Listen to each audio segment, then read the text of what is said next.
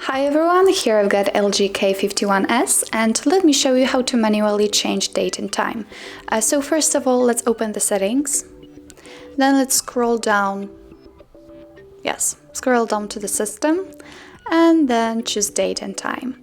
And here, as you can see, we've got turned on the set automatically, but to switch it off, simply tap on it, and as you can see now we've got the set date and set time activated.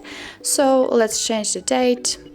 Let's choose, for example, May and the year of 2018.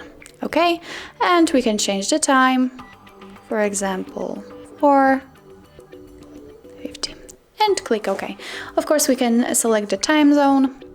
For example, we can choose, I don't know, Oslo, and we can choose what kind of format we want to use.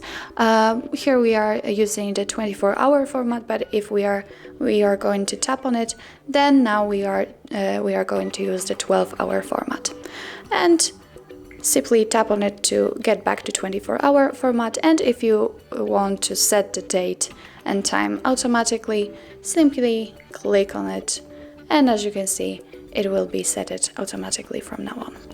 So that's all. Thank you so much for watching. Please hit the subscribe button and leave the thumbs up.